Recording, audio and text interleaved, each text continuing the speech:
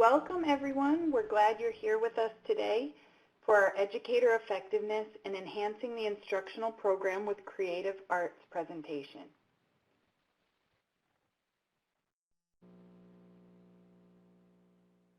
I'm Elizabeth Greniger and I will be today's webinar facilitator.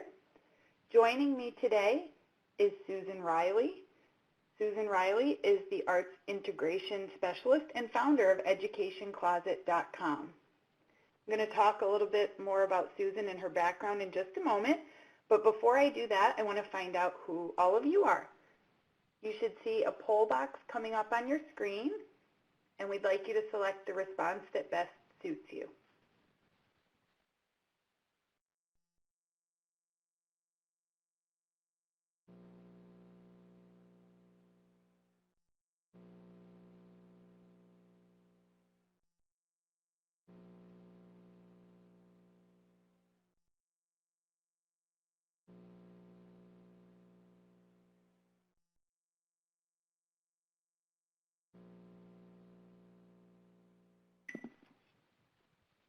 Nice to see a diverse audience with us today. Glad to see there are teachers in the audience. There will be a lot of information to help you integrate arts into your classrooms. And for others in different roles, we will have some information for you about how you can best support the integration of arts.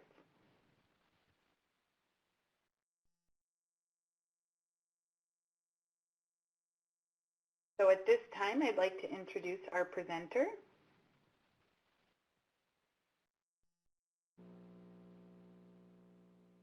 Susan Riley is the Chief Executive Officer and founder of EducationCloset.com. This is a website dedicated to informing teachers and school leaders about ways to integrate creativity in the classroom. Ms. Riley focuses on teacher professional development in arts integration, Common Core state standards, contemporary learning in schools, and technology. Previously, she was a curriculum development and innovation specialist and an arts integration teacher specialist. Susan has published many articles and has presented research at national conferences on arts integration and on arts in the Common Core. She received her master's in education in educational administration and supervision from McDaniel College. She brings a wealth of information to us today, and I'm proud to introduce Ms. Susan Riley. Hi everyone, I'm so excited to be here with you today. I'm hoping that you can all hear me, and please let us know if you're having any kind of technical issues along the way. We want to make sure that you're all with us. So the webinar objectives today, we're going to be taking a look at a couple of different things.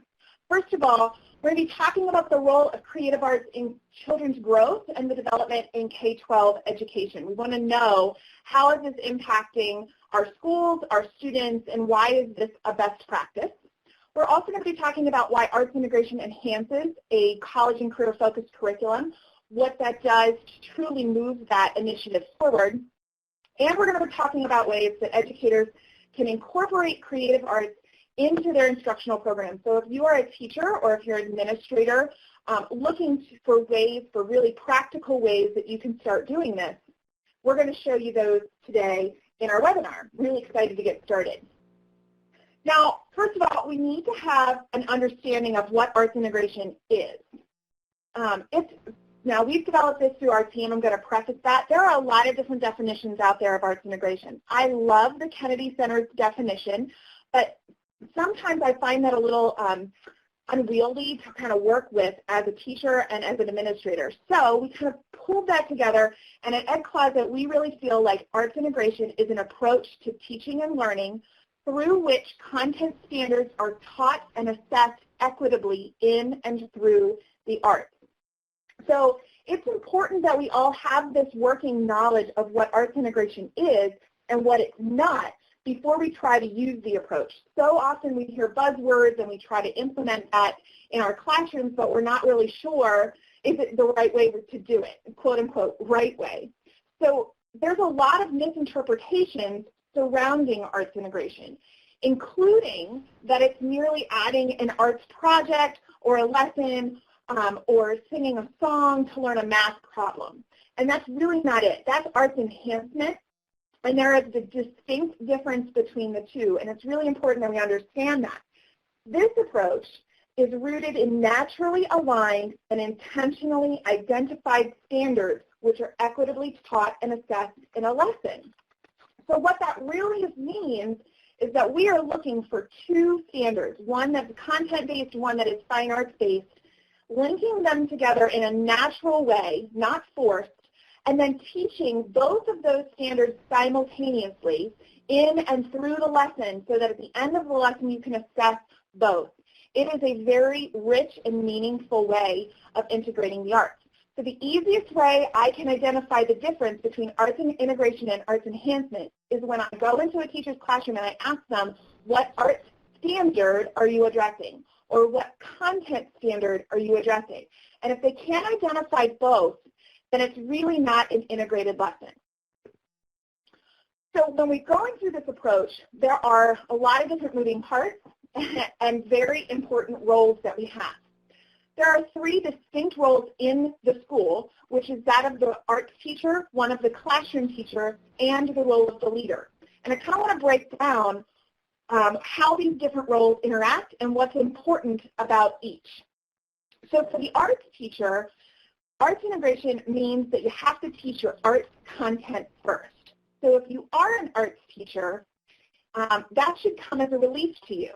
Sometimes when it comes to arts integration, our arts teachers feel like they're either being put upon or that they are in danger of losing their job or having students lose out on getting arts in their school. And that's not the case at all with arts integration.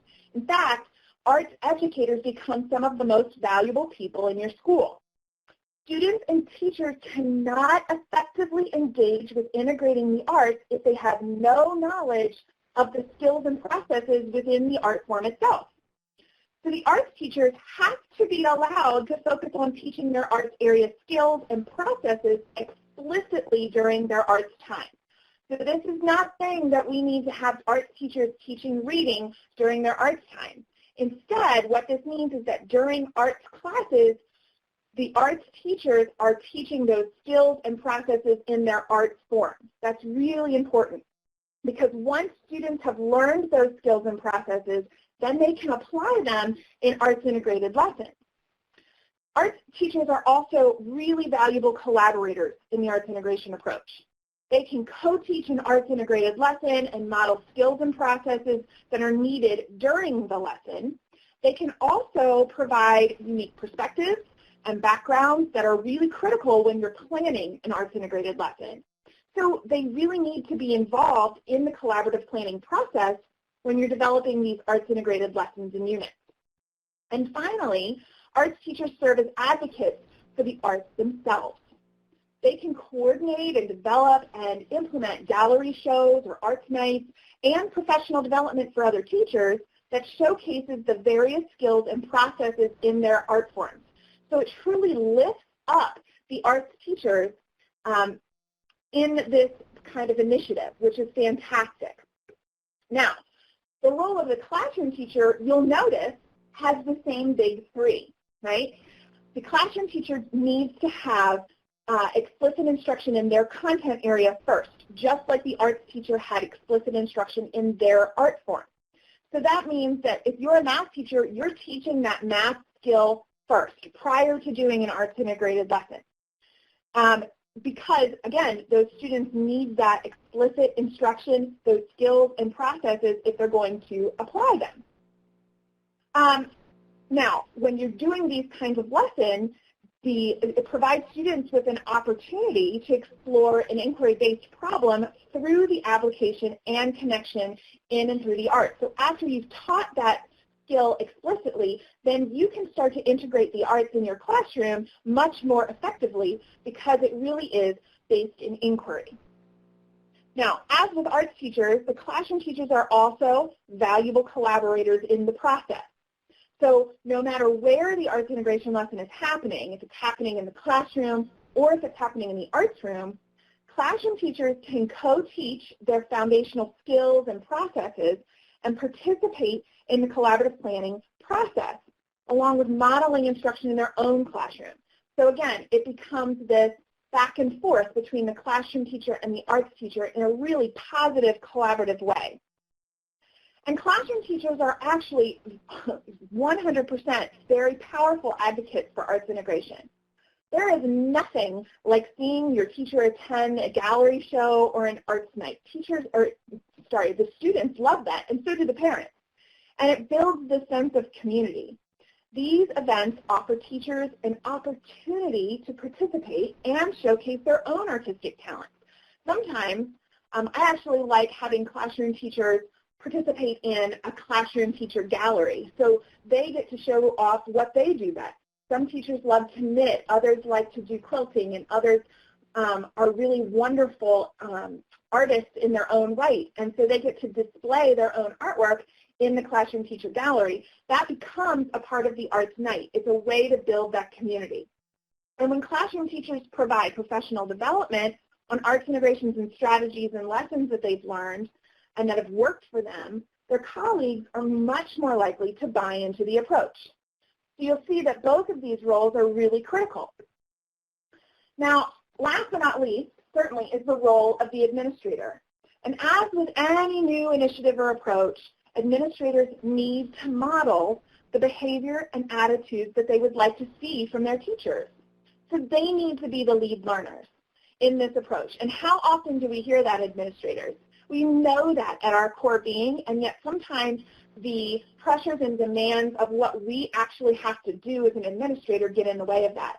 So it's really important to acknowledge that you're going to need to spend some time really understanding this approach and listening to teachers who are using it to ask them how that you can support them. So actively seek out ways to remove barriers for teachers.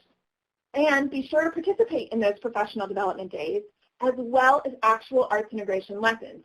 There's nothing worse than an administrator who provides this fantastic PD in arts integration who then leaves so that their teachers can do it, so that they can address another issue.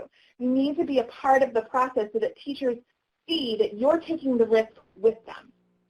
The administrator should also be a collaborator during the approach.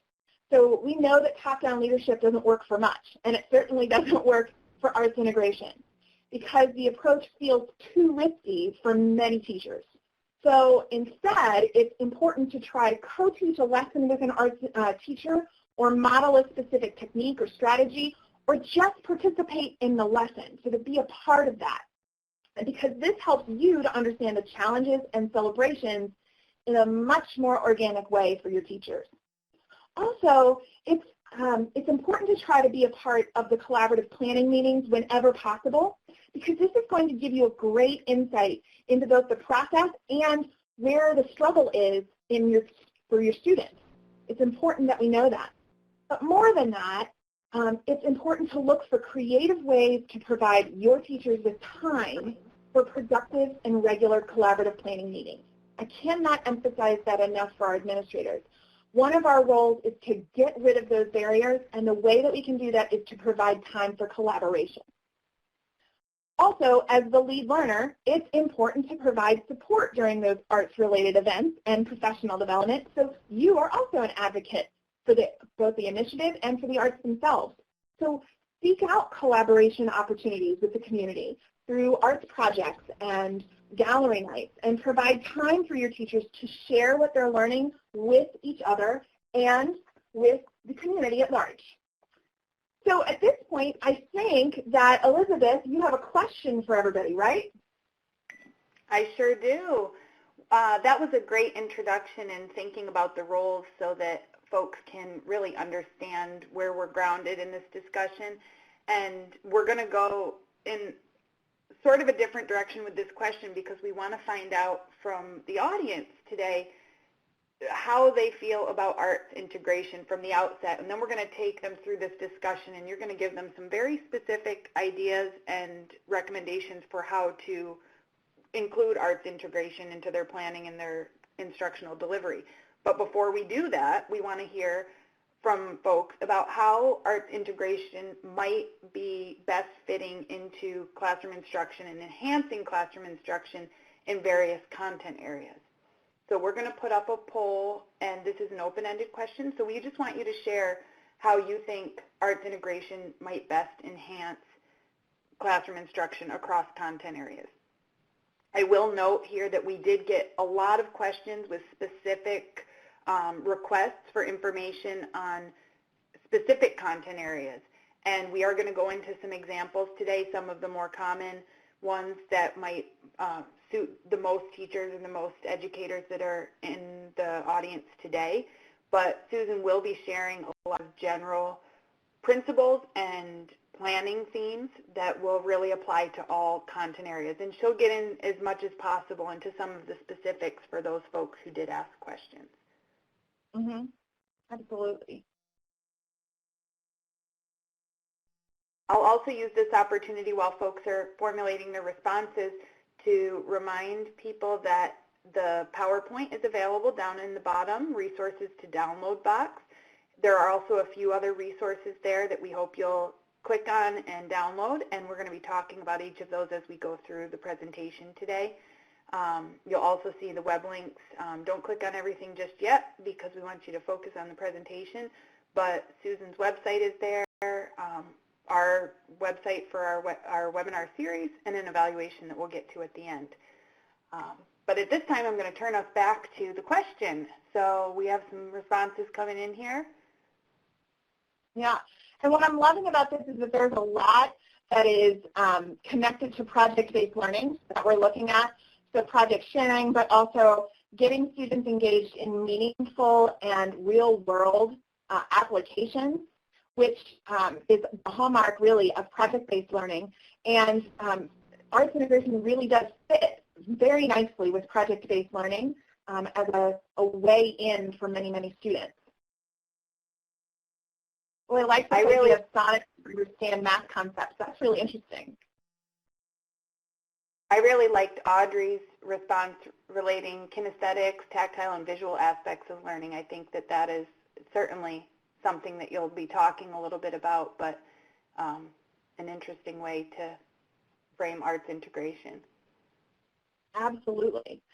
And many of these, there's lots and lots of different ways that you can incorporate the arts, because the arts are more than just visual arts, music. We're also thinking about theater and dance and media arts, and really expanding the access points for our students. And I talk about that a lot, that there are access points for each of our students, and kind of finding what it is that their access point is, and then utilizing that for their learning opportunity is what kind of brings them to life in your classroom, which is great. Yeah, Debbie, that's a really good, I'm sorry, go ahead. No, no problem. I was just going to mention that Michael's point about cultural infusion is another nice angle on creative arts, and another way to get the community engaged in thinking about the various cultures within the school community. Yeah, and again, we have to be really careful that borderline between enhancement and integration, because we do so many things, and for instance, we're heading into October. So Dia de los Muertos, we do a lot with that, with visual art, but sometimes we're not cognizant of really connecting it to a standard. What's interesting, when you're looking at cultural infusion, there are standards in the arts that directly address the arts as a cultural connection. And so if you're looking to do that, I really highly suggest taking a look at those standards and then figuring out what does that look like in that art form, so that you can really truly integrate it in a quality way. I was actually going to say about Debbie that she just put on here that she's worried that teachers are intimidating by using the arts as enhancement of their own program. And I agree with that. There is a risk ladder we're going to talk about in a little bit, what the lowest risk is versus the highest risk. And it's important to acknowledge that, especially as we're trying to get others on board with this and to buy in, and to get them to just try it. You have to understand that everybody has a risk, risk factor, and they won't step too far out of their comfort zone. So you have to understand and leverage that risk ladder so that little by little people are willing to try a little bit more with different art forms. Great. Well, I think this is a good place to move us into the next section. We're going to talk a little bit about the research base behind the arts integration work, and then get into some real specific examples in just a little while. Yes, absolutely. Okay, so with that in mind, it's really important that we talk about this research because arts integration has been around for a long time. We're talking like 25, 30 years. We've been looking at research on arts integration. We know that it works. It's not a new thing that is coming down the pike. But it's important to know what that research actually says and to break that out. And I'm hesitant, I'm going to preface this, because I don't believe that the arts need to be validated by research. I don't necessarily believe that we need to say that this increases test scores, so therefore we should do it to increase test scores. That's not what we're saying at all. However, I do want to highlight what the evidence does show, and so that we can take that and use it so that we know what it's good for and how to best leverage that in the classroom setting and in the school setting. So the evidence regarding arts integration and its effect on standardized test scores clearly shows that test scores improve when students learn in an arts integrated classroom. Now it's important to note that in this research, that means that we are using arts integration in the most authentic way, that we are connecting to standards. We are teaching in and through both of them explicitly, and we're assessing both. So when we do that, we definitely see an increase in test scores for students. So while it improves test scores, it is the access to the arts and using them in their academic curriculum that affects the cognitive abilities being assessed. Okay, so that's really important. So when we take a look at this research, we have to understand that it's not just utilizing the approach, it's also having access to the arts that is critical. So as they're engaging in these arts and having access to them, more areas of the student brains are being engaged and utilized, and therefore test scores are rising. So for example, studies are showing that by participating in the arts, students' thinking skills, reasoning abilities, and organization levels improve, which I think is really interesting. But at the same time, my background is that of a music teacher. I studied music for years, and so I understand the organizational piece because as a musician, everything kind of falls in line for me in that. So when we're implementing through the arts, we're seeing these organizational levels improve. In addition to raising logic and reasoning abilities to the arts, arts integration also helps to decrease that achievement gap. And how many of you have been drilled that there is an achievement gap in your district and you have to try and close that gap through whatever means necessary, right? So it's important that we understand what that achievement gap is, but we know that when we use arts integration, we do decrease that gap. So efforts to close the achievement gap of students of color, English language learners, special education, and varied socioeconomic levels have proven challenging, particularly in urban districts. But when we use the arts within the classroom to teach academic subjects, these studies have shown that these same student groups increase their standardized test scores significantly within the first 3 years of implementation. That's what that second bullet is saying. So when students there are using the arts, those same subgroups that we always talk about and try to really engage truly do come to life with this approach. Not only does it impact student test scores significantly, it also affords students the opportunity to learn a concept that is personalized to the way that they individually learn, without creating the need for the teacher to devise individual plans for individual students. So when we're thinking about differentiation, we always get caught in this trap of, I have 25 and 30 students in my classroom, I don't know how to make this work. When you're utilizing arts integration, you're by default utilizing a lot of different means by which students can learn. So the differentiation is happening naturally. So by learning an academic concept through art or within art, students are making individual meaning for that concept, which in turn solidifies that concept within their own mind. So that's what that third bullet means. So for students with special needs and English language learners or minorities, this is particularly important. These three groups have variables such as lack of prior knowledge and disabilities, that can cause them to have a disadvantaged starting place for traditional learning methods. But when we're using the arts to teach an academic concept, these students start where everybody else starts, on their own individual starting line, which creates equity so that everybody has a chance to succeed regardless of their variables. That's why this is so important that we talk about. It gives everybody the equitable starting line that we're looking for. Not equal, but equitable. So here are some of the results that we have from those same studies. 10 to 15% of students score higher on standardized achievement tests for all students. And 15 to 20%, score higher on standardized achievement tests for minority groups. So those minority groups that you've identified many times really do well with arts integration because it really does strike their access point. It gives them, it identifies with where they learn best. 20% or more score higher on standardized achievement tests when we're looking at special ed populations.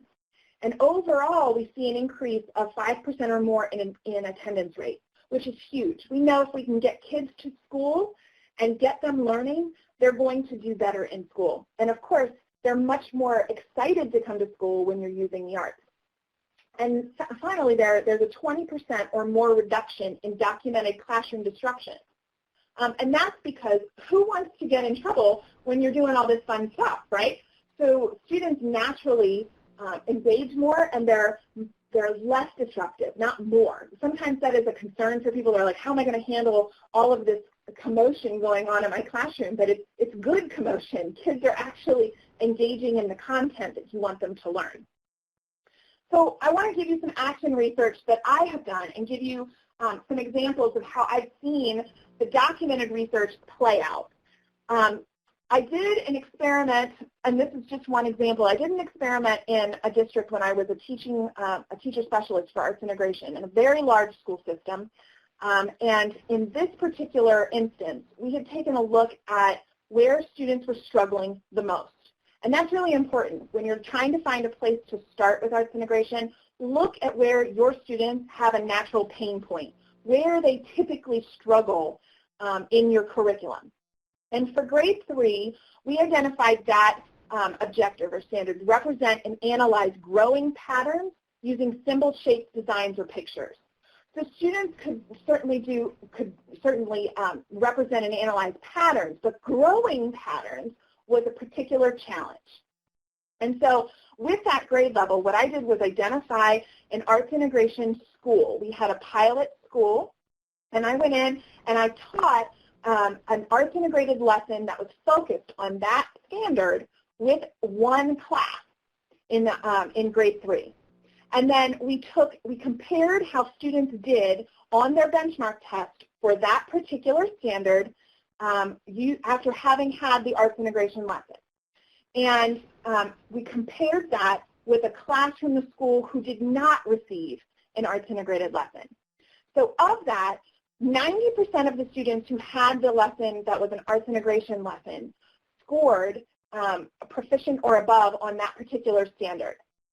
The students who did not receive that arts integrated lesson from the same school, 77% of them scored proficient or above.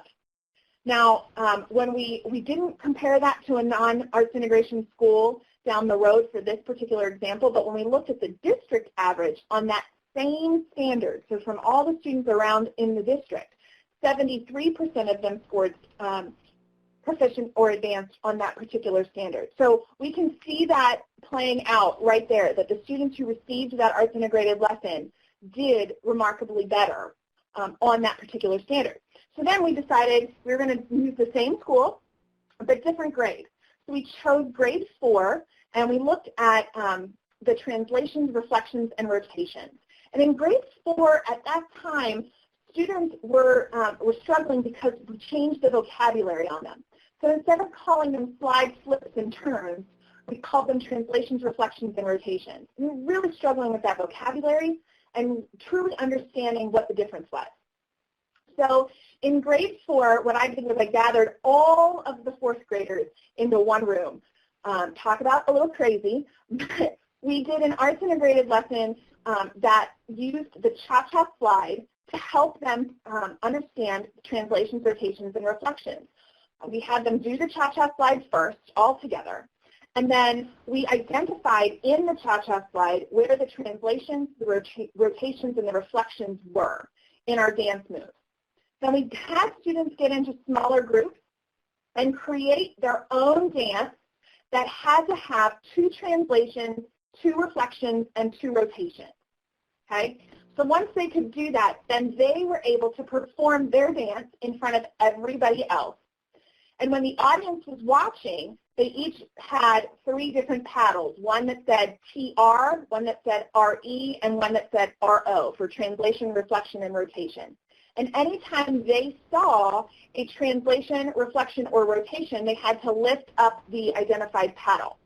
So they're not only do they have to create the dance and identify the translation and reflection and rotation in that dance, they had to do it when others were performing as well. It was a highly engaged lesson. And in case you're wondering about the length of that lesson, that took me 60 minutes, and that was with the entire grade all together. So arts integrated lessons don't have to take forever either. They can be done in a class period. So that was done during the math class period. After we did that lesson, that was the only lesson they received on translations, reflections, and rotations. We took a look at how they scored on that standard on their benchmark.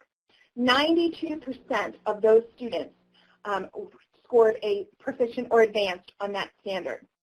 We didn't have a class to compare them to from their school because the entire grade level had been involved in that, but we did compare that to a non-arts integrated school that was right down the road that had the same demographics, same amount of students, very similar populations.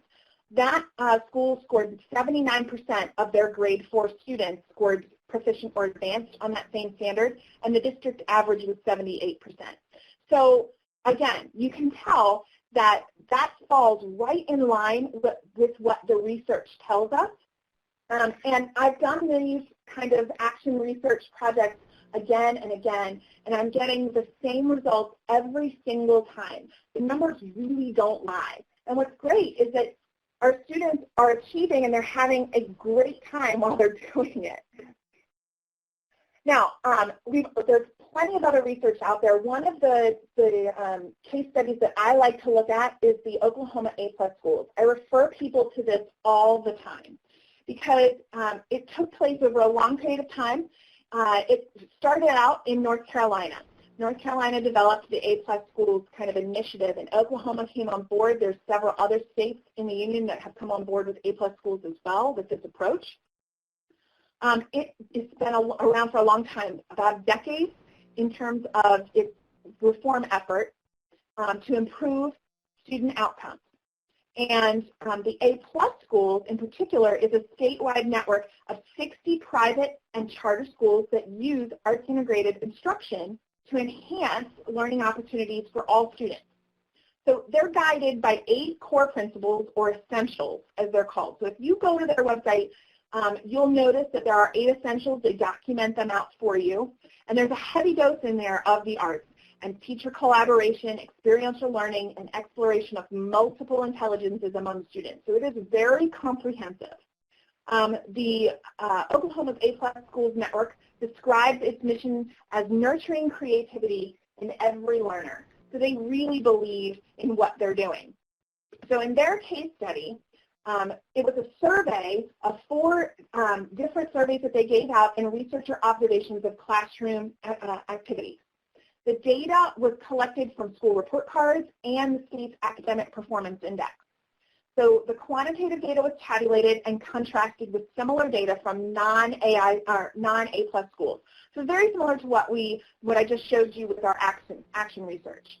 And their findings were that there was higher achievement on standardized tests as compared to students who were not a part of A+ schools, even for minority students and those from economically disadvantaged communities, which is really important. It does increase the attendance rate for both students and teachers, and I want to make sure that we all hear that because not only do our students do better when they attend, but when our teachers are there more often as well. And it brings joy back for our teachers. So we documented that there was increased attendance rate there for teachers and students. There's more parental and community involvement. We see creative instruction in all content areas, and there's more positive student attitudes that came out of that study. There's a lot of positive that comes out of this case study, and what I like about it is that it's not just about the test scores. It's also about how we learn from each other, both as teachers and as students. Now, another case study comes from Lesley University, which was funded by the Ford Foundation. Lesley University is one of the only universities, there are several, but there are very few, that offer master's level programs in arts integration. So they really do have a very high quality and high efficacy of arts integration. So in this study, there was a two-year study by researchers from the university, and it examines the relevance of arts integration in today's educational climate. This was a mixed methods approach, gathering data from alumni using electronic surveys, because remember, a lot of their alumni are coming out with arts integration masters. And so the findings were that for teachers observed that arts integration can lead to deep learning and increased student ownership from the students themselves, that it provides students with a variety of strategies for accessing content, expressing their understanding, and to create learning that is culturally responsive and relevant in their lives. They also noted, I think this is extremely important, that when they used arts integration lessons, students were more empathetic. They were aware of multiple perspectives, and they had much more cultural sensitivity. This is something that we know is a highlight over the next couple of years, is this social emotional learning and understanding different perspectives and building that empathy. And arts integration can do that. When it came to the teachers, this study found that arts integration provided hands-on experimental learning through arts-based PD. So we all get tired of sitting in PDs that are sit and get. It's much more engaging for all of us to be able to do something, to make it practical, to engage in an arts area, and arts integration can do that with teacher PD. It allows teachers to differentiate learning, and it allows for culturally responsive pedagogy, which is important, especially as we're looking at all of these different populations that we're addressing right now. So at this point, we're going to head into the current theory, so how we're actually applying this, how it actually looks in schools, now that we have a good foundation in the research.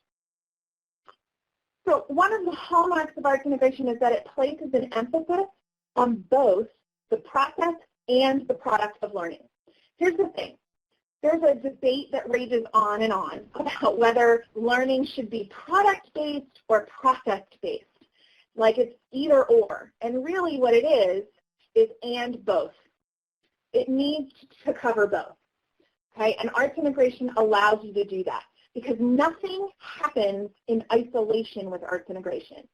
Every component of the approach has a specific purpose that leads to a deeper and more meaningful result. What that means is that we carefully select standards between the content and the arts areas that naturally align. We teach them explicitly.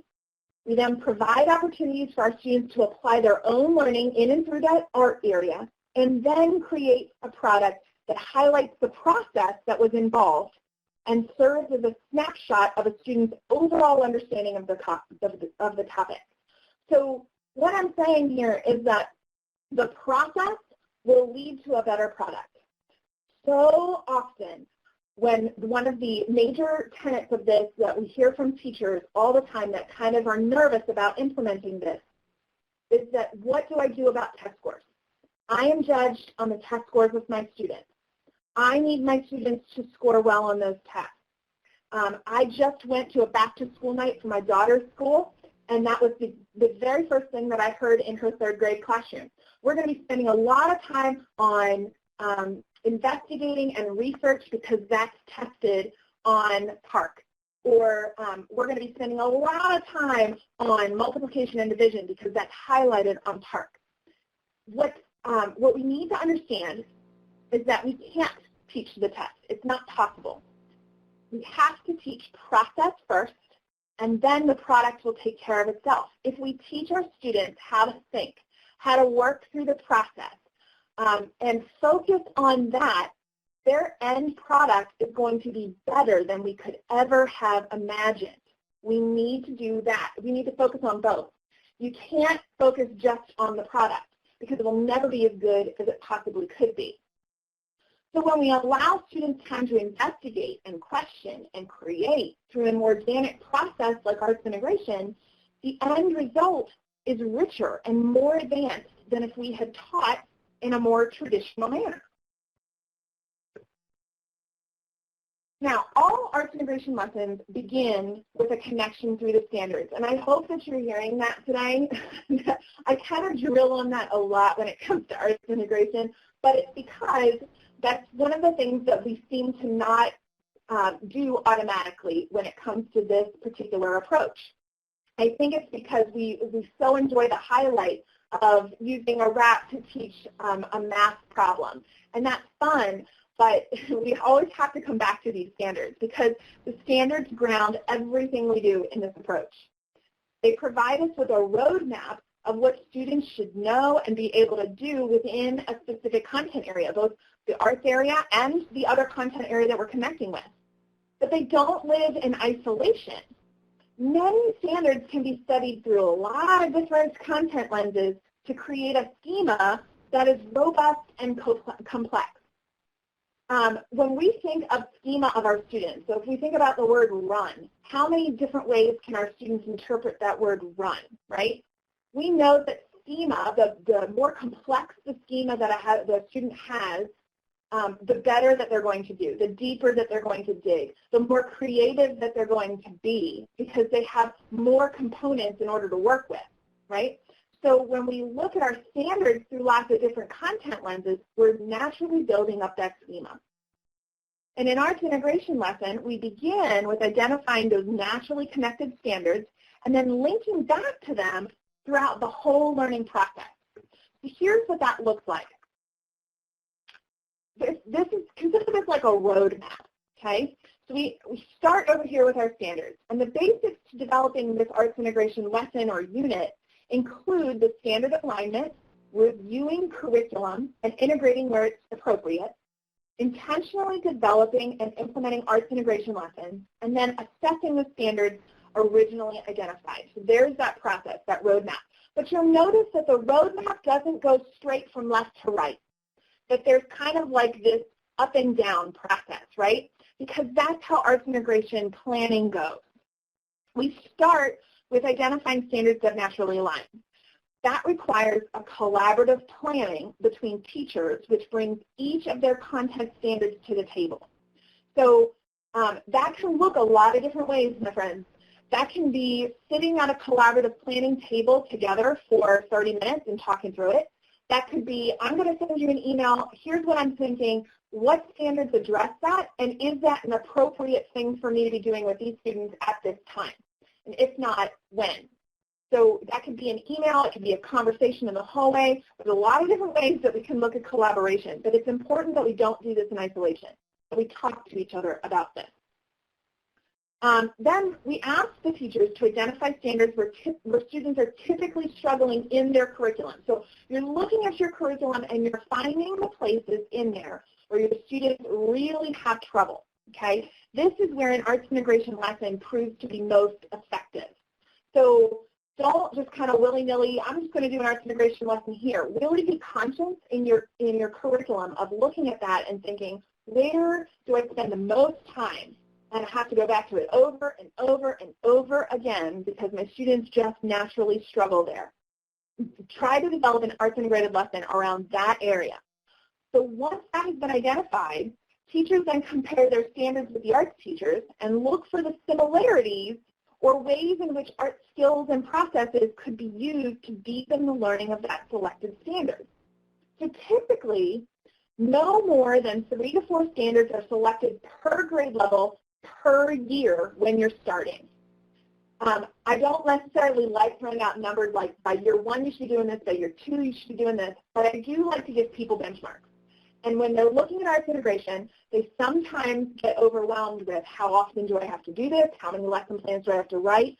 Start small. So think smaller chunks.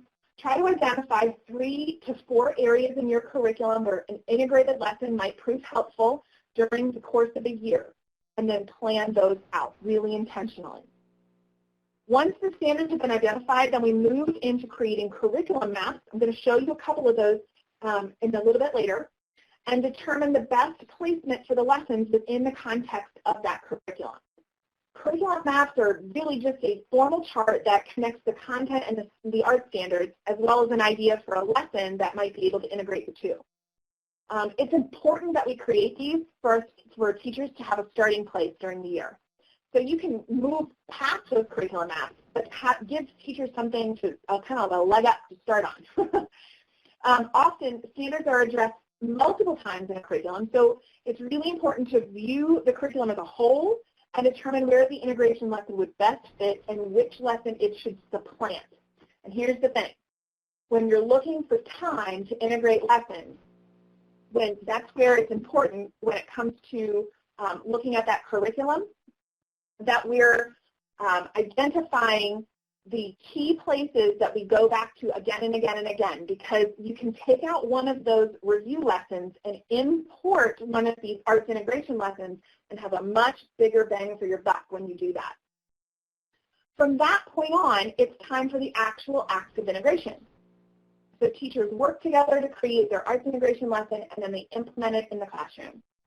And then finally, after the lesson has been created and delivered, teachers need to assess student learning in both content areas. So this could be done through a joint rubric, formative assessments, portfolios, or in a standardized assessment benchmark demonstrated through that earlier research section. So there's a lot of different ways that you can assess. One thing I do want to say about assessment is that assessment is different than evaluation. We get these confused in arts integration quite a bit, and some teachers get really nervous when it comes to assessment. Assessment is simply a measurement of progress. So we're looking at, did a student progress from where they started to where they ended up at the end of the lesson? Evaluation is a judgment of mastery. That is left to the content area and the arts teachers. So if I'm implementing an arts integration lesson and I'm a math teacher, I am not being asked to judge the mastery level of a student in the arts area to which I'm connecting. That is left to the arts teacher. Instead, what I'm doing is looking for, did my student make progress in both the arts area and the math content from beginning to end? Okay, and again, that's where that collaboration is important, because you're talking with those arts teachers and classroom teachers to have a better understanding of what that progression should look like. All right, so from here, I think we have another question, right, Elizabeth? We sure do. So that was a really nice deep dive into the background, the research, and also getting us a little bit into some of the challenges. We do want to hear from folks, though, about their perceived challenges with using arts integration. So as we continue in today's conversation, we'll be able to address some of those and try to help provide strategies for overcoming. Let's put up this poll and hear from all of you. So what are some challenges educators might have with using arts integration? While folks are putting some thoughts together there, I wanted to call your attention, Susan, to the parking lot. We had a couple comments, and one question that I think you addressed shortly after, it was Michelle who asked about any research related to what happens when art is not included in coursework. What is the impact? And that was before you described the action research that you had done. So I don't know if there's anything more you want to add to help respond to her question. Yeah, I just saw that as well. And to not use arts integration, you're not harming students if you don't use it. But what it does is that it activates with our students a way for them to learn that's not a traditional means of learning. And when you leverage that, they have more opportunity. So I feel like it's an equity issue more than kind of damaging them. It's providing them, everybody, with that equal starting line, you know, that best meets their own needs. So no, there's not a whole lot of research in terms of this school got arts integration, this one didn't. How much did this school kind of, you know, suffer or pull back because they didn't have the arts integration approach? But it is kind of goes in tandem with each other, that these students do better when you're utilizing an arts integration approach.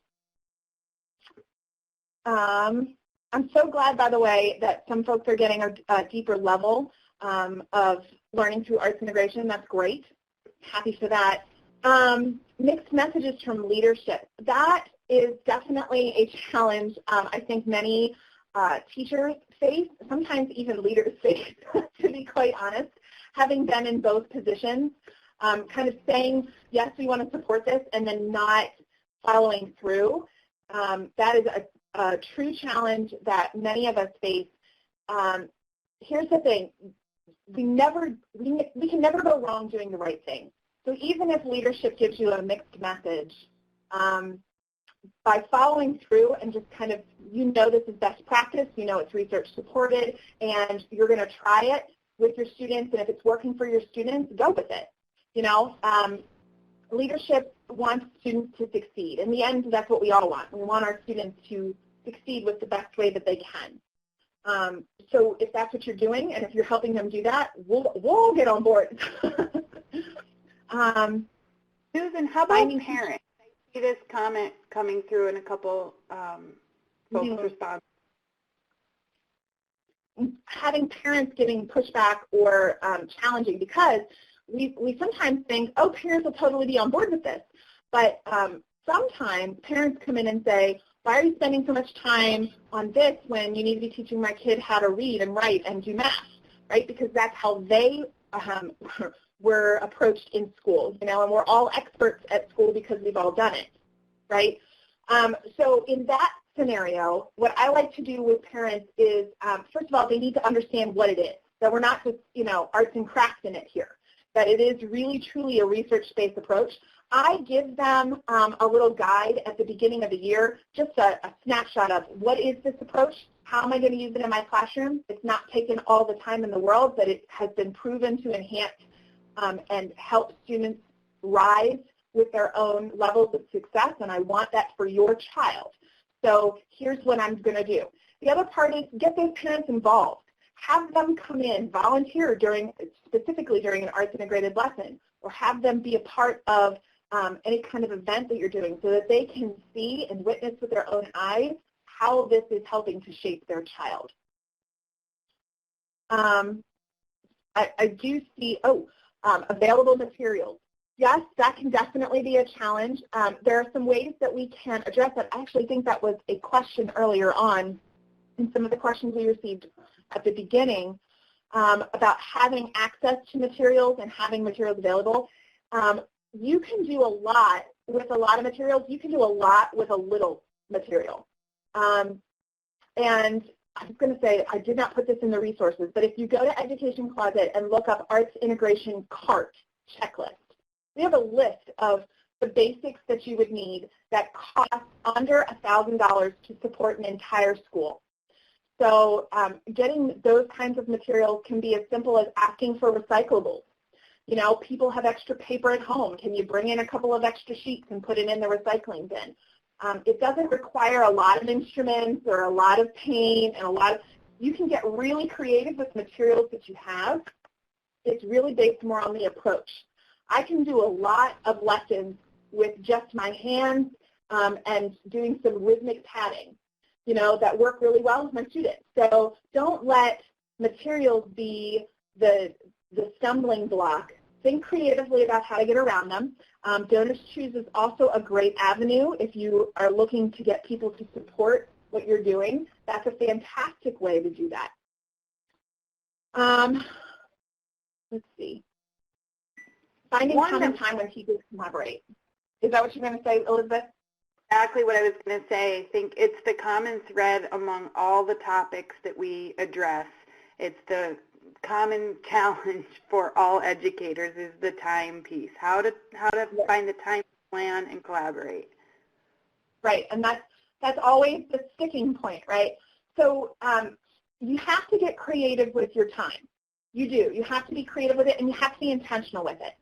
So one of the things that I like to advocate is that everybody comes to the planning table with their homework done, which means that you've gone through your own curriculum and you've looked at, here's what I really want to do. I want to zoom in on here, and here are the standards that come with my content area. You know, and you have all of that mapped out. So often I see teachers come to the table and there's nothing done ahead of time because they kind of want to bounce ideas around. And that's great, but you can do that for 30 minutes and get nowhere. So if you have a really clear vision of what you want to do and you come to the planning table with your homework prepared, and everybody else does too, you can get a lot done in 30 minutes. Now, how does that actually work? A couple of things. One I suggest a lot is twice a year, or if you can't do twice a year, once a year will work. Doing an additional planning period that backs up to every teacher's current planning period. So for instance, if I have a third grade team and my planning period is from 10 o'clock to 10:45, we have an extra planning from 10:45 to 11:15 with the arts specialist. Okay, and that is dedicated just for arts integration planning period with those arts specialists. Or it could back up from the beginning. So instead of 10 to 10:45, it's really 9:30 to 10:45, so that we have that. And then you rotate each grade level throughout the day with the arts specialist. So that means that you have a substitute. You have however many people are on a team. Let's say there are 5 people on a team, and there are 6 specialists. You get one substitute for an art specialist, and your team gets to decide what art specialist do we want to work with on this particular lesson, and you have one substitute for each member of your team. So you're getting for all day for everybody to have a long planning period for collaborative planning. You're bringing in 6 subs who then rotate grade to grade to grade as each grade level rotates their planning period. Something like that, we're talking about getting creative with your collaborative planning schedule. You can bring in local libraries or museums and have them do special presentations for your students while you have that extra collaborative planning time with the art specialist. So again, we're looking for creative ways to do this during the school day if possible. Sometimes you have to do before or after school. So we know that we have team meetings during the school year that we have to attend. Typically, they're at least once a month. So I know administrators who have set aside half of that time for specific collaborative planning with art specialists so that you have that collaborative planning time together, and then the other half is when they address all of the other things that they need to get done. And quite honestly, those administrators know that about half of what they have to get done can go out in an email, and people can just go through it on their own time. Lots of people do flipped learning that way. So what they were going to cover in their meeting, they record it as a video ahead of time, they send that out to teachers, and then they save that second half of the meeting for collaborative planning. Again, you're going to have to get a little creative there, but it's totally worth it because we find that this pulls us together as a school community, that this is something we really believe in and that it's working for our kids, so we're going to make the time to do it. I think that is a good place to move us into the next section. One of the challenges I did see in this list was related to ensuring the standards are covered, and that is exactly what we're going to talk about next. So I'll pass it back to you, Susan, to go into that piece. Awesome. Okay, so this is where we get to have a little bit of fun. Now this chart is small, but you'll be able to download it. It's that creative process table chart that you can download in the resources area down there. And so what we've done here is identified the 7 creative process elements. On the left, describe, analyze, interpret, create, present, evaluate, and reflect. These are 7 elements that are engaged in every kind of creative process that you engage in, no matter what arts area you're working with. And in each of these process elements, we can then find ways that the standards from the arts and Common Core can connect and align with each other. So what you'll see there on the left are the creative process elements, and then the various standards are up at the top, from Common Core all the way across and from the new National Core Arts Standards. And then in each grid, there is a natural fit with a process element. So there's a specific standard that really addresses that creative process element. This kind of alignment then saves teachers time because it identifies the larger concept that can make a natural connection without getting too specific so that they can have some flexibility in lesson creation. So let me just show you what I mean by that. So these aren't all of them, but I wanted to show across the board what this kind of looks like. So we start with describe, right? And in the National Core Arts Standards, we're going to look at the process anchor standard and look at perceive and analyze artistic work. So that is a part of description. In Common Core reading, it could be read closely and cite evidence. And in the writing standards, it could be conducting research projects based on focused questions. The same is true for analysis. So you see that some of them overlap. When we're looking at perceiving and analyzing artistic work, we are describing it, but we also have to analyze it as well, right? The same is true with these with Common Core reading standards. So we have to analyze the text development, analyze text structure. We also have in writing, drawing evidence from literary or informational text. That's all about analysis. And then we have interpretation. So in interpretation for the art standards, interpret intent and meaning in an artistic work. It's truly like right there for you. It's very explicit. Same in a Common Core reading, interpret words and phrases in text. And then Common Core writing, write arguments to support claims and analysis. So here's the thing. One of the tips that I give a lot is that you need to look for common verbs in the standards. So when you see a verb that happens across standards, that's typically a really good place to look for integration. So interpret and interpret for arts and reading. That's going to make a really natural connection for you that will work really well when you're trying to pair that for a lesson. And then the final four elements, create, present, evaluate, and reflect, we have that here with the Common Core listening standards. So in creating, we make strategic use of digital media. In language, that's applying knowledge to fully comprehend when reading or listening. And for math, that's modeling with mathematics and looking for structure. So actually applying and creating with that math something new and different. For presentation, we talk about presenting information with the arts, or with speaking and listening, I'm sorry. For demonstrating commands of convention of English grammar for language, or for attending to precision. So when you've submitted your work for the math area, did you look at precisely what you were submitting and making sure it's as accurate as possible?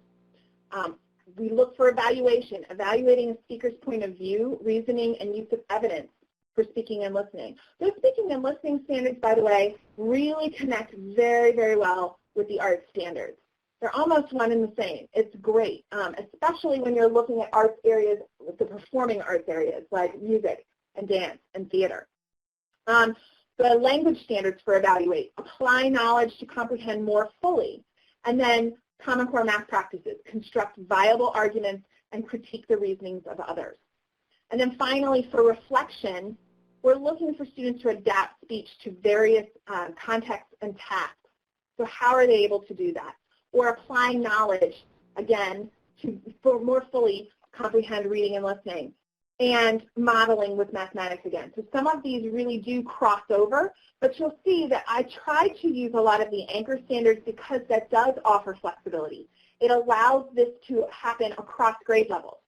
So that's really interesting when you start to have grade levels looking at something different, but using the same kind of anchor standards. Students, again, they're building that schema. They're looking at things from a variety of different contexts and points of view. All right, so I did want to give you a couple of examples of what this looks like, because it's one thing to have that chart, but then to be able to see what it looks like is really important. So in this example, we developed this for middle and high school. And students are going to explore the many ways that the Russian folktale, The Firebird, has been interpreted in both literature and in the arts. Because there are a lot of different things that have occurred for The Firebird. Students are focused on looking at visual art, music, and dance as non-traditional pieces of text, and then analyzing or interpreting them based on the art form themselves. So you see how the processes and the standards are linking together in a really nice way. That anchor standard of interpret intent and that reading standard of interpret words and phrases, again, we're linking those and it becomes a really natural fit.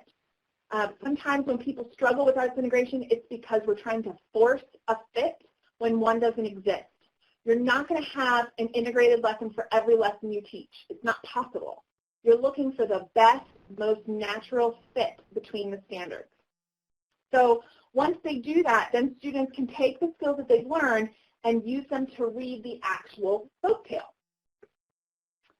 So in this example, what we're doing, the first step in this lesson is to just look at the artwork. So if you were to do that on your screen right now, you look at the artwork and you ask them what do they see, what they think, and what they wonder about that image, which is a visual thinking strategy. And we're going to do that a little bit later on so that you get some practice in it. But after students kind of look at that image, then you have them listen to Igor Stravinsky's Firebird Suite. And if any of you know Fantasia 2000, on that DVD, you can turn it directly to that, and you can listen to that Firebird Suite, an excerpt from it. So you can have students listen to that, and I like to have them listen to the finale for time purposes. You don't have to listen to the whole thing, but an excerpt works. And then ask them for their thoughts using the same technique. But instead of what do you see, what do you think, what do you wonder, you ask them, what did you hear? And then what did you think about that, and what do you wonder?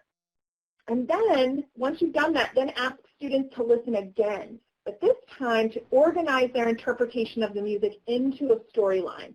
So I've listened to this once overall, and I've kind of given it some thought. You need to listen to it again in order to deep dive into that, and then think about what story is this music telling me, and organize those thoughts.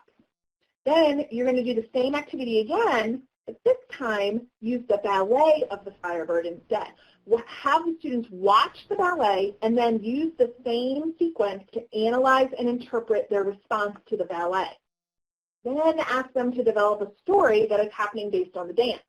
Do you see how we've done this? We're layering this.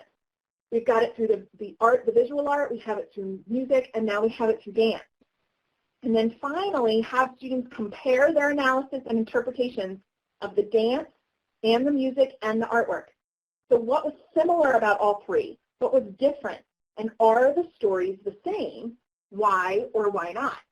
So you've had them engaging in analyzing and interpreting text, but it's just non-traditional text. And you've layered that in a really interesting way because they all kind of link together. And it's true with folktales in general, that some of them are the same and some versions are very different. And so there's a common thread that typically runs through, but there are variations over time. So after students have done that, then they get to actually read the full folktale of the Firebird. So the 4-read strategy is what we use with the full text, okay? So you read it the first time for vocabulary terms that you're unsure about. So often when we have our students read, particularly at higher levels in middle school and high school, we assume a lot. So we just have them read the text and then tell us what it was about, right, as an overall jump. I want you to back up from that. So just like we backed up and we did see, think, wonder, you're going to do the same thing essentially here. You're asking them to read for vocabulary first. So what are some terms that you're not sure about? Let's identify those and get them out of the way. Then read it for a second time for sections and claims within the story. So what's each major section saying and what claim is being made during each of those sections. Then you read it a third time and think about what it says, what it means, and why that's important. We call that reading for dinner. Because if you were going to have a conversation with somebody over dinner about this piece, you would talk about what does this piece say, what did it mean, and why is that important to me, right? So we want our students to read it a third time, having ingested, understanding that vocabulary, understanding how it was developed and kind of spread out. Now, what does this say to you? What does it really mean for you? And then, finally, you're going to read for assignment, okay? You're going to think about, okay, here's what I want to do. I want to create a 30-second synopsis of the Firebird story using any art form, visual art, music, dance, or theater. How am I going to do that? I need to read this piece to think about how can I capture the entirety of this piece in 30 seconds using visual art, music, dance, or theater. And some students like to combine their arts medium, and that's completely fine. But that is a real challenge for them because this piece is big. It's a big piece. There's a lot of components. How do you boil that down and do that through an artistic medium? That's a challenge.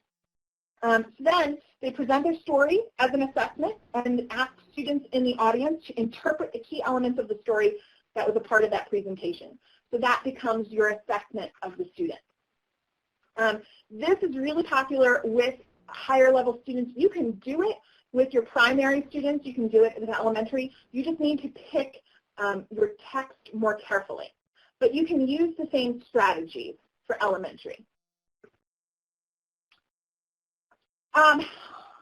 Okay, now, this one we did for elementary level. Again, you can adjust this to meet the needs of high schoolers, but we wanted to show you two different examples so that you can see how this looks in different lenses.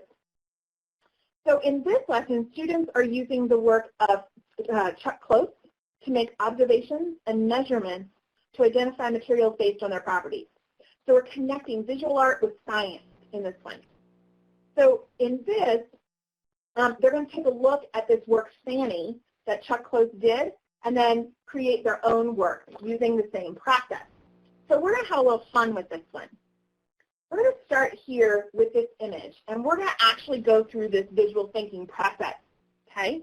So I want you to start with what do you see, okay? I want you to look at this image, and I think there's going to be a little pop-up poll that comes up just like we normally do for the polls that we've been doing this afternoon. And it's going to ask you, what do you see?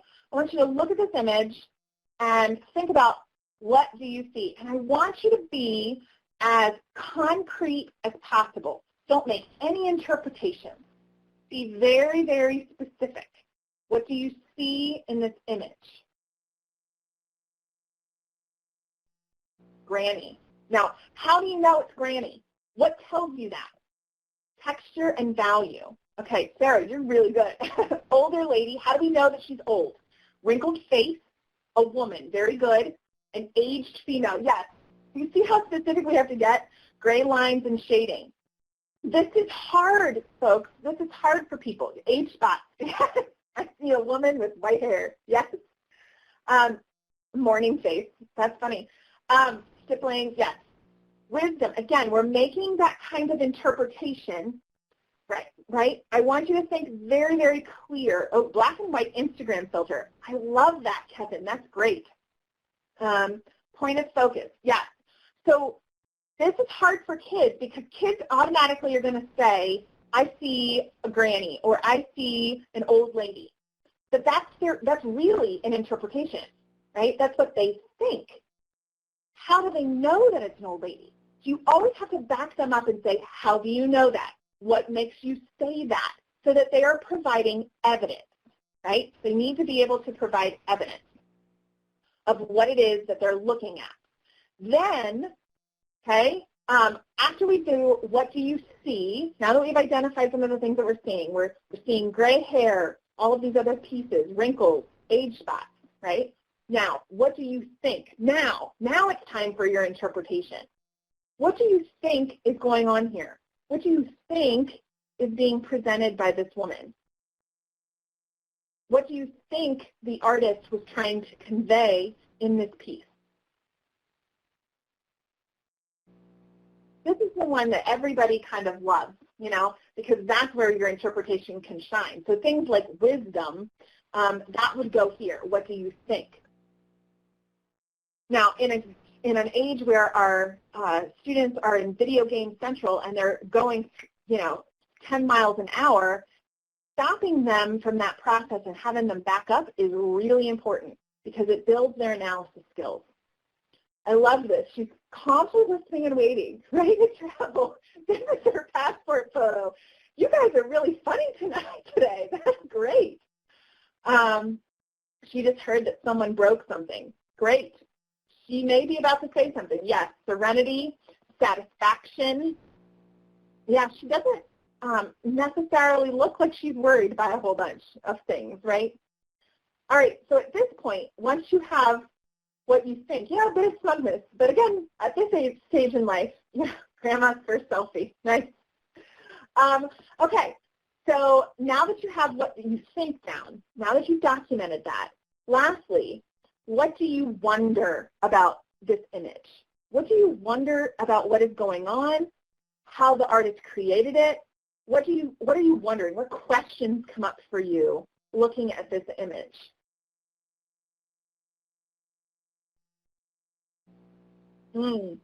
What's her story? What the corresponding audio would be? Where is she going? Yes. Is she related? Where is she from? Very good. These are great questions. What relation is she to him?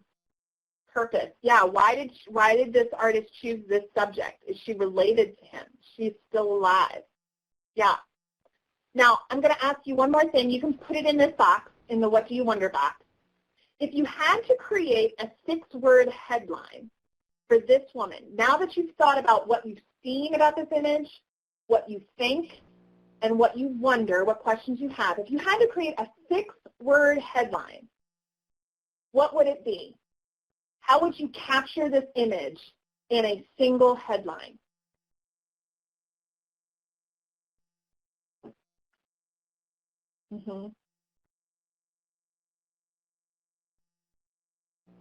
Those eyes do it to me every time. So how would you capture this in a single headline? You can go ahead and type that in there. Journey the lines of a face. Oh, I like it. Yes. Wisdom comes in all ages and genders. Grandma's traveling adventures to Machu Picchu. Are we content as the age? And I love this because we're utilizing our understanding of what makes a good headline, right? What captures people and brings them in. That's tough. And when we're working with grades 3 through 6, that's a step up. That's pushing them a little bit out of their comfort zone, but it's doable. Could this person be your friend? Yes. These are great. You guys are coming up with some awesome ones. I had someone once tell me, been there, done that, moved on. I think that one was my favorite. Been there, done that, moved on in this particular image. Okay, so now that you have that, we can go ahead and close that out. You guys are great. What a fun little activity. Okay, so now that you know about that, I want to give you some background about this piece. So this piece done by Chuck Close was done completely in fingerprints. That was the medium he used. This hangs in the National Gallery of Art in Washington, D.C., and if you go, it is like floor to ceiling. That's how large this is. It takes up an entire wall, floor to ceiling, and it is all fingerprints. So when you go and observe this piece, and I believe that you can actually go on the site and have a very good resolution image of it so you could zoom in and use it on your own projector to have students zoom in and look at it. But when you get up close and look at it, you can definitely see the fingerprints. But then to understand how the artist used fingerprints to make this image, okay, does that change anything that you thought about with what you see, what you think, and what you wonder, right? Does that change your point of view about this image? It may not. It may change your headline and how you describe this woman, or it may change the headline so that you're describing the artist's process. So one of the ways that we do this is that we start with the students doing the See, Think, Wonder strategy that we just did, and then they had to create their headline, right? But then after that, once you've let them in on the little secret that it was created with fingerprints, then we have students, they're curious then, well, how does a fingerprint do that? How did he make those lines with the fingerprint? Did he have to use special technique? What kinds of fingerprints are there? There's whorls and there's loops and all of that. So then we have students really investigate their own fingerprints. So what types there are and how they can be used for identification. They observe their own fingers and then identify the type of fingerprint pattern they have. And then they can use ink pads and explore for themselves how to create an image using their own fingerprints. So they can practice layering fingerprints, smudging them, pulling them across a piece of paper, and then write down their observations about their fingerprints and the work of 2 others in the class. So they're documenting their process. They're going through the scientific method, really, through here, okay? And then in groups of 3, you have them select one inanimate object in the room and determine how they could create it on a piece of paper using their own fingerprints.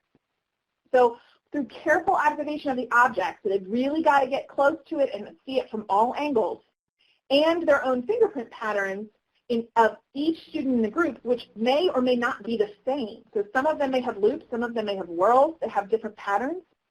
Each group then has to decide and how they're going to create an interpretation of the object they selected with their fingerprints collaboratively.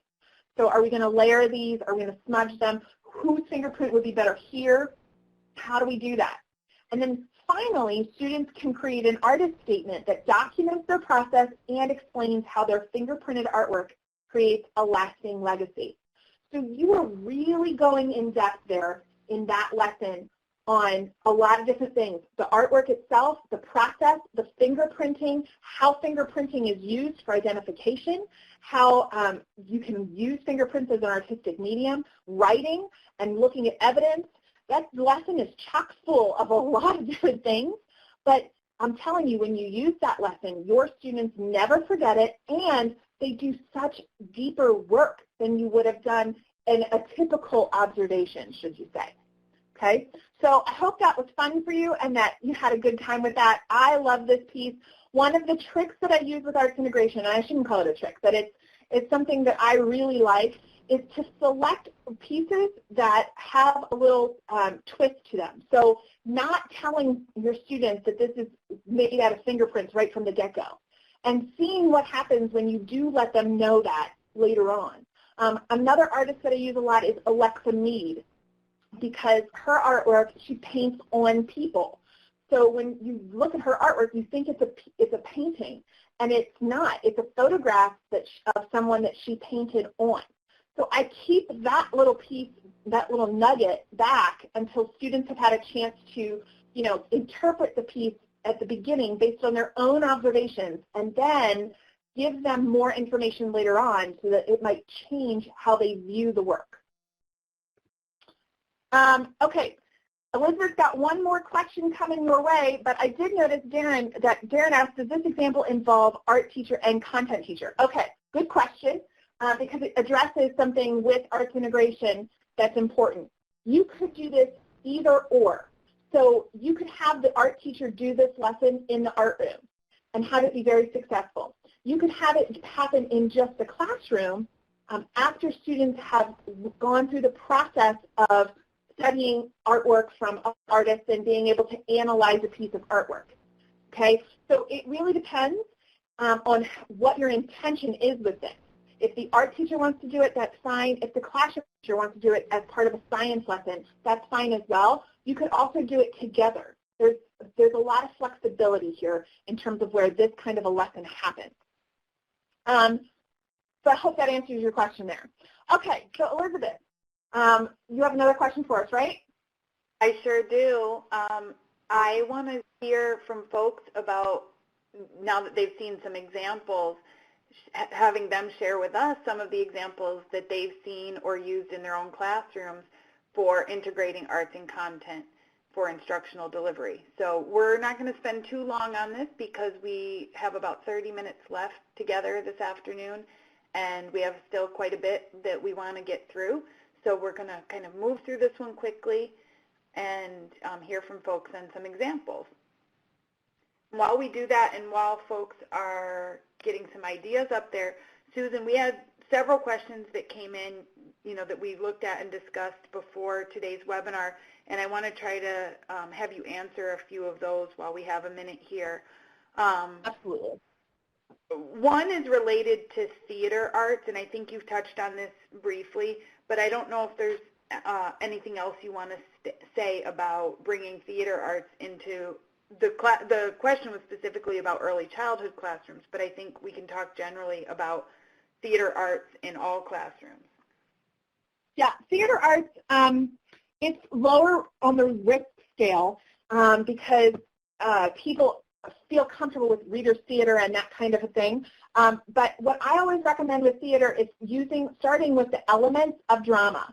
And in that STEAM strategy cards packet in the resources download, you will see those elements for all of the art forms laid out. And I think that's really helpful because when you're looking at things like intensity or space and trying to design a space that you could use to create a character, what does that look like? How do you use intensity levels or energy levels when creating a character? So it provides you with a prompt to use that helps you to frame your thinking around how can you maximize using that arts area in the grade level and content that you're trying to integrate with.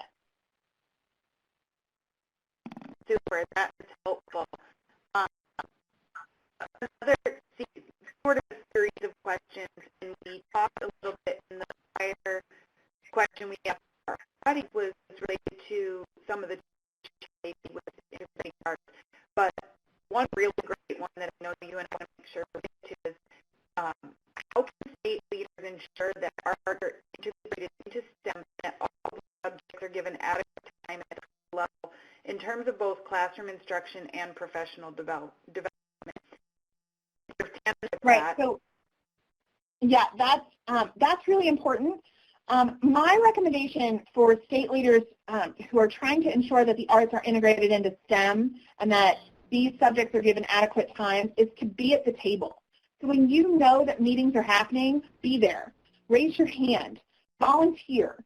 Volunteering, sometimes it can be a double-edged sword, but be at the table because you can't advocate for something when you're not there. Look for commonalities in standards and in processes, and then highlight those with clear examples. People need work done for them, especially when you're looking at it from that point of view at a state leadership level. People don't have time to create this on their own. They need to have it done for them so that they can easily see, oh, okay, that's how you do it. So look for things that have been already created, curriculum maps and lessons and ideas and projects that have been documented. There are a ton out there. And then use them and showcase them when you are at the table. And then my last suggestion is to select a pilot group and kind of build them up. So start small. Start with a small group and then really focus intensive energy on that group and getting them to be the best possible, and then allow them to organically share that with others and highlight that group and the work that they've done. That will get you a long way.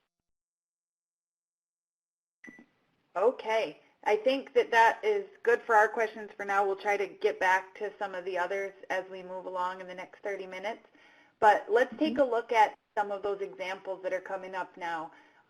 Looks like folks are having some successful experiences with integration. So this is great to see and hear. This is the Harlem Renaissance Project-Based Learning. The Kennedy Center has a great resource there for the Harlem Renaissance, especially when it comes to project-based learning through that. So that's fantastic. I love those of you who are working through with ELL learners with vocabulary. I'm going to give you some examples of ways that you can do that because sometimes that can be a struggle when our students are struggling with language in and of itself, but the arts transcend that. And so, William, I'm loving your idea here with the 4 Squares initiative with the vocabulary. That's fantastic. The 3D community map, that's great. Grade 1, when they're doing neighborhood walk-arounds, that's a great time to start introducing 3D community maps and understanding how, cartography and all of those other pieces kind of work together. These are wonderful examples, by the way. I'm loving this. And I'll just let everyone know that because it's also important that you see these ideas from your colleagues across the states, we will make available this transcript. So you don't have to feel like you have to jot down every little thing that you see coming up. When the webinar goes live for the archive, you'll get an email that tells you that, and these materials will also be available. So you can highlight some of the ideas that your colleagues are sharing here. I want to get us moving along. The sharing is great, but I know you have a lot more to share with us, Susan. So we're going to move into the next section where you can talk to us some more about the process and the planning components of this. Perfect. So we're going to jump straight into this ladder of integration because arts integration doesn't happen all at once, right? It is truly a ladder, and that does that to me every time, Elizabeth. It's important that you understand that this approach is not just a set of lessons to implement, but that it is a specific process involved in the implementation of a successful arts integration effort. So I'm going to share with you what is entailed in each of these steps so that you know and are empowered to take this back with you and start to implement that. So the first is show and tell. So when you're starting an arts integration initiative, it's important to see exactly how the process works. And especially when you're working with other teachers and you want to build that buy-in, they need to see it first. So you need to provide some opportunities to view sample lessons or a school where they can see that approach in action. And sometimes that's not possible. Sometimes the closest school is 600 miles away that's using arts integration. So I really highly suggest taking a look at the teaching channel and looking up their arts integration area. They have documented arts integration lessons beautifully there that you can take a look at and see the lesson from beginning to end in another teacher's classroom. So there are plenty of ways that you can see examples of this, but teachers need to see the idea of arts integration and how it works so that they can visualize themselves doing it in their own classroom. Another important technique is to be sure to showcase a strategy at a staff meeting. So try the See, Think, Wonder with your staff and say, I'm implementing that in my lesson this week. I definitely think you should give it a try. And, you know, we just did it together, and I bet a bunch of you would love to do that with your own students and are already thinking about how can I do that with what I have and how can I extend that. So when you share that with your staff, they'll start to do that as well. Also effective is to have students share a strategy so that they learned or had used, because if students can do it, so can teachers. And teaching artists can also be helpful in guiding reluctant staff into using art mediums that they may or may not be comfortable with in their own classroom. So if you have teaching artists come in, make sure that you capitalize on that by having them really showcase how do they do that process rather than just do a really cool lesson. Talk about how did you do that and why did you do that. So the second step is to really focus in on those strategies. Once you have the kind of team built, then you need to think about what are some strategies to make this easy. And here's the thing about strategies. They're a quick win, right? They're not a full-blown lesson plan that's intimidating. They're a quick win for teachers that they can put into practice and have success with, and that's what you need. So once teachers have seen what it looks like and can envision themselves using the approach, it's time to offer them these strategies, and it's helpful to provide them with common vocabulary terms that are in both the arts areas and other content areas so that they can start to see those easy connections. So if you go to Ed Closet on the Education Closet website and just look up common vocabulary, you're going to be provided with two large lists for K through 12 that we've already done for you that have the common vocabulary listed for ELA and for math. And you'll see the easy connections that I'm talking about. That's really helpful.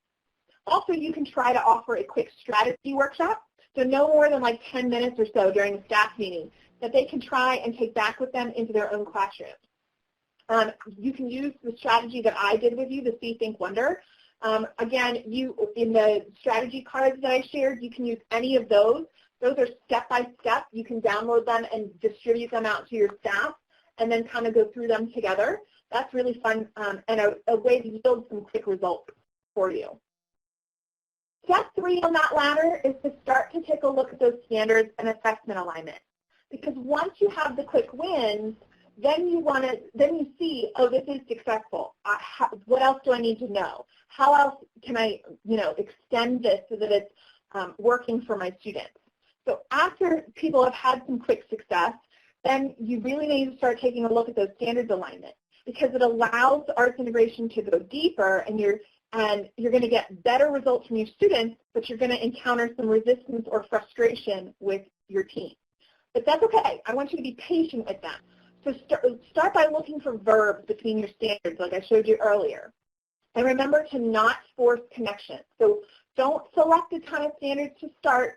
Start small, and then create that grid that connects the content, art standards, and lesson Cs. And this is what one of those looks like for you. So we have these on Ed Closet as well, these curriculum maps that are done K to 5. We haven't done middle and high school yet. They're a little challenging to do that for middle and high school nationwide. But you'll see there's a math standard listed here, an aligned art standard, and a lesson idea. So how can you connect those two standards? It's not a full-blown lesson. It's just an idea so that the teacher can then go and create their lesson based on that idea and the standards that have been outlined. From there, we're going to head into step 4, which is building those lessons. So remember, we're going to start small. So 2 to 3 lessons per year, maybe 4 if you're really ambitious. Use that curriculum map to create the lesson plan together. So the lesson plan idea is already there. It's already listed. Just go ahead and start plugging that in and filling that out. Arts integration isn't about more, it's about maximizing your effectiveness with this. So remember, you take what you've already done and just start to flesh that out so that the skills and the processes from the selected standards are starting to be woven in here. But remember that you need to teach both of those standards in isolation first. So as you're creating your lesson, be sure to write your assessment immediately after writing down your standards so that you have a clear idea of where your students are headed, and then you create that lesson that seamlessly moves them from beginning to end after having taught each of those standards in isolation. And then finally, the last step here is documenting your evidence. So after you've done all of these other steps, you need to really be kind of documenting how this is going for you. So you can collect a lot of different variety of work.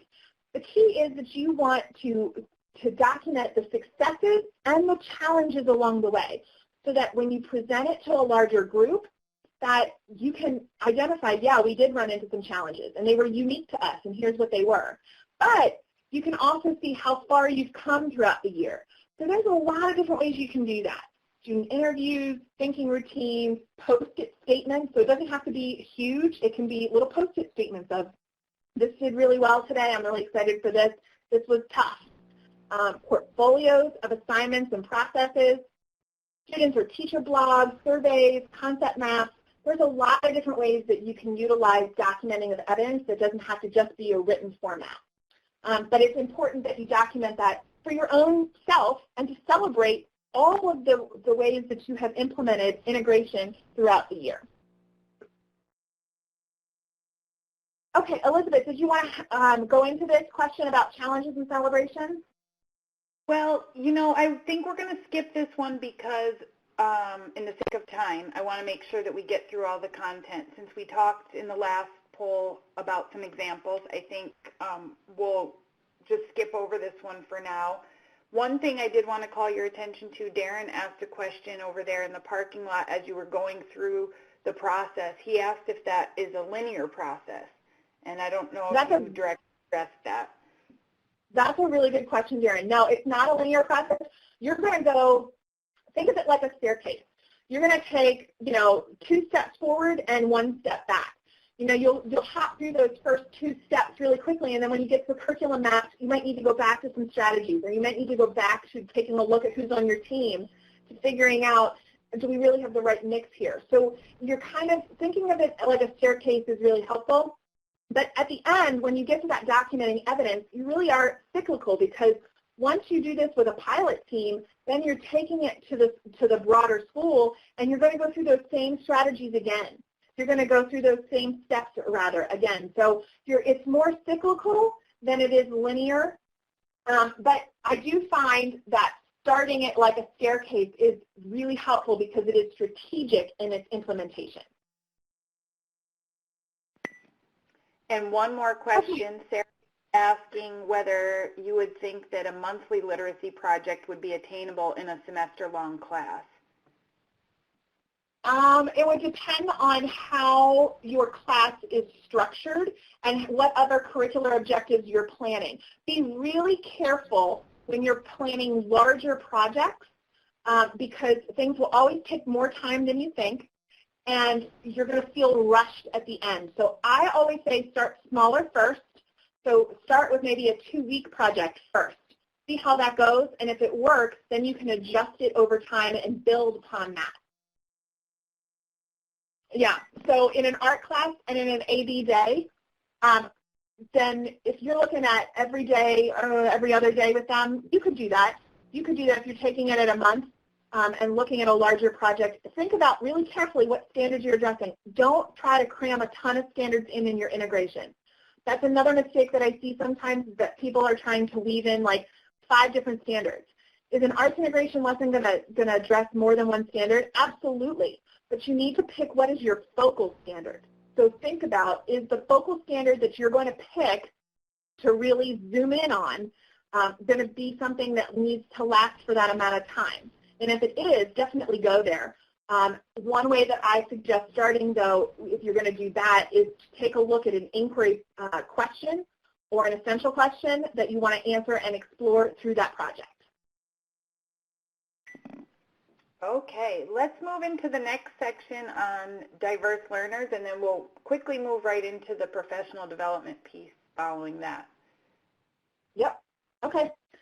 Sounds good. Okay, so when it comes to using arts integration with diverse learners, there's a couple of different populations we want to talk about today. There are certainly more, but these are some things that we typically see as challenges for folks, but we want to give you some strategies and ideas on ways to use with arts integration.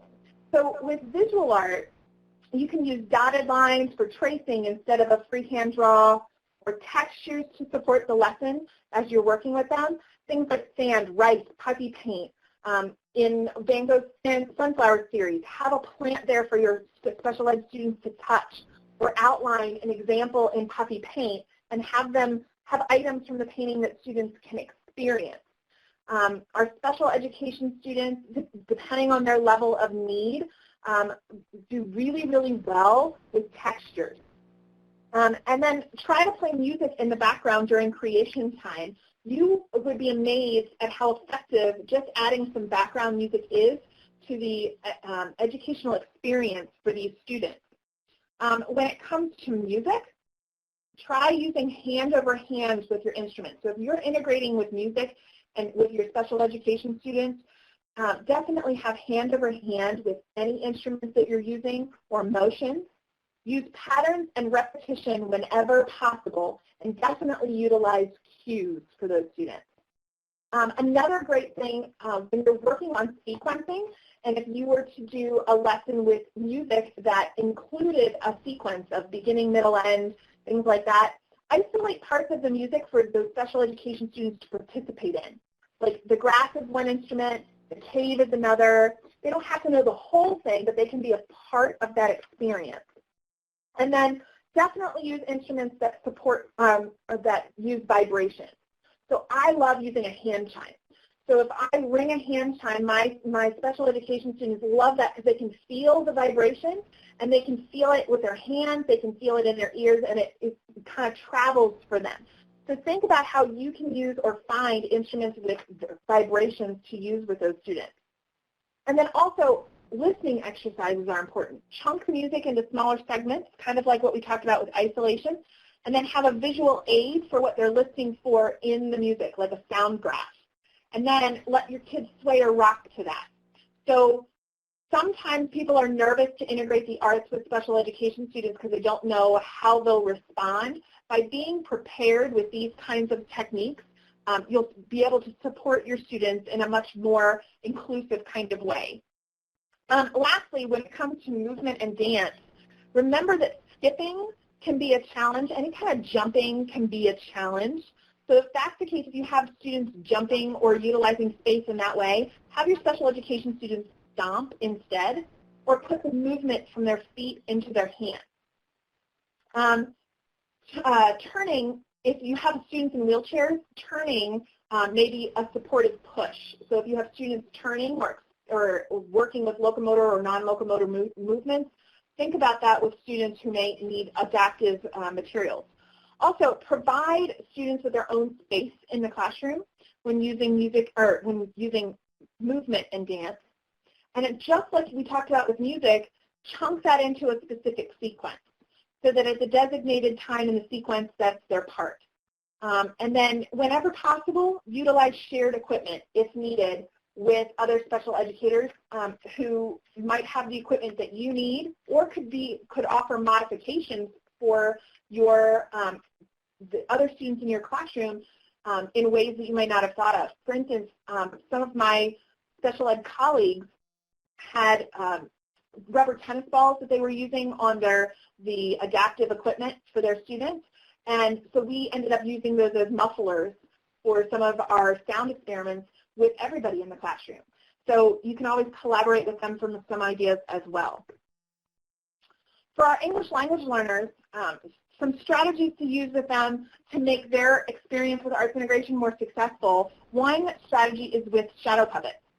So shadow puppets can be used to create and act scenes in both native language and in English. And the performance behind the screen effectively makes the show about the puppet and takes the pressure off the individual student. So Carolyn Graham has developed a strategy for using sound recordings with jazz chants as well to help students who are learning English as a second language with correct emphasis on speaking. So definitely check out her work, Carolyn Graham. She uses those jazz chants. It helps students to distinguish phonemes and the practice with rhyme and sound patterns. So she suggests using poems and songs in her work with ELLs. And then a strategy known as TPR, or Total Physical Response, involves students responding with their whole bodies to spoken direction. So you can easily use that with the elements of dance to explore energy levels, body positions, and tempo while simultaneously working on stage or classroom direction. That's really engaging for our ELLs. And then finally, the book, The Cross-Cultural Language and Academic Development Handbook, a complete K-12 reference guide. That one is from Lynn Diaz-Rico and Catherine Reed. Also stress that being able to create mental images as one reads is key to comprehension, and that students who are having difficulty creating them mentally might need to see images and create them externally as a bridge to creating them internally first. So you can do that with doodling or drawing or painting to further extend the mental image that they have and use that as a communication tool. Okay, so we have a couple of action steps that we want you to consider. So how do you start using this? So I like to give you a 60-day jumpstart plan. So there's a lot that we covered. How do you implement that effectively and quickly without taking all year? It's good to think about a 60-day plan. It gives you just enough time to really get the ball rolling here. So the steps are over here on the left, and the people that it really addresses is on the right, and who you really need to be thinking about. And we're going to dive into each of these really quickly. So step one is to think about a features and benefits list. So try to create this features and benefits list because people need both. The benefits to the approach are the results that you get from taking the action, and the features are the tangible qualities of an idea. So for instance, the benefit to arts integration would be to increase student achievement in math and reading by 20%, whereas the feature is that it gives you more hands-on learning and less rote teaching. You need to be able to present both to any team that you're developing in order for this to be successful. Step two is to create your team.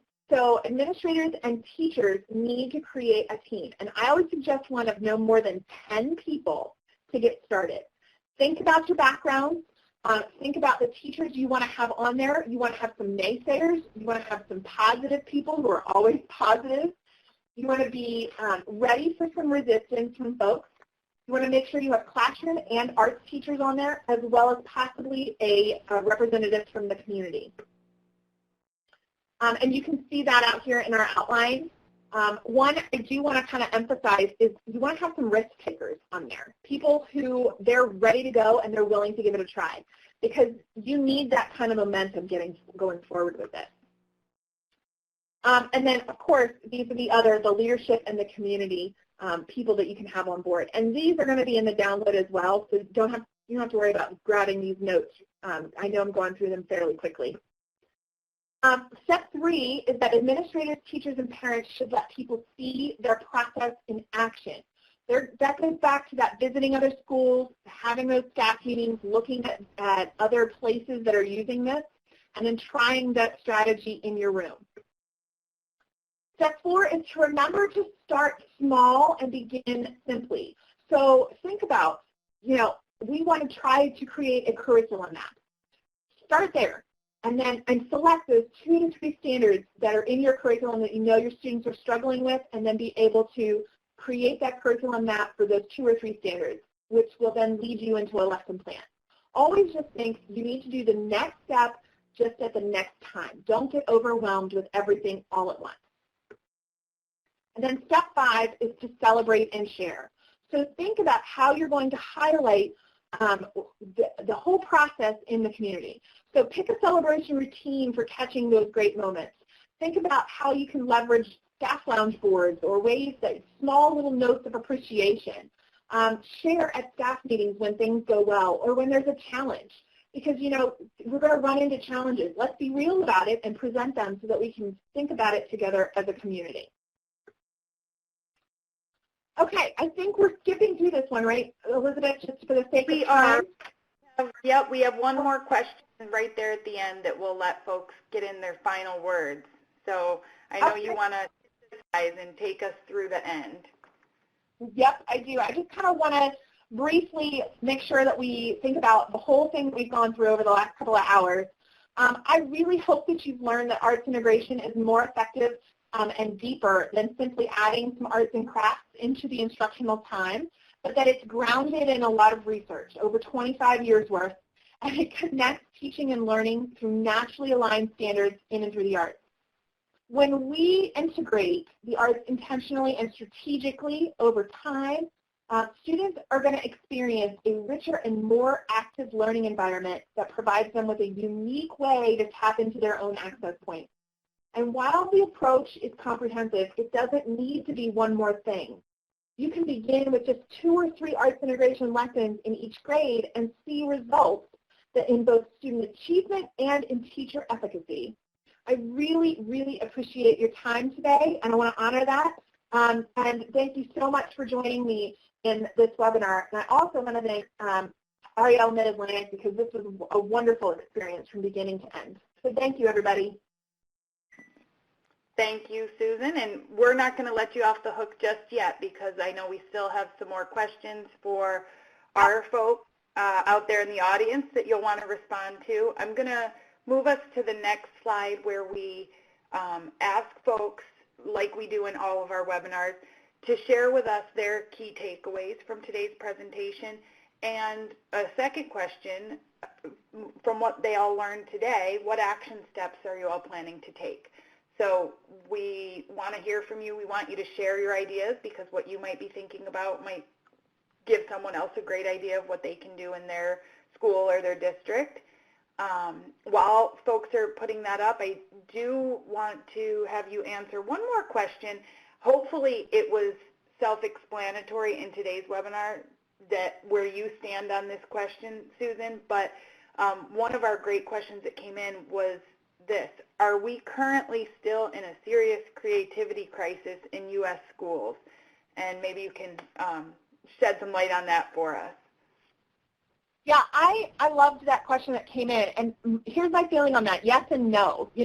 We know better, and like, Maya Angelou says, when you know better, you do better. We know better, but we don't do better, not yet.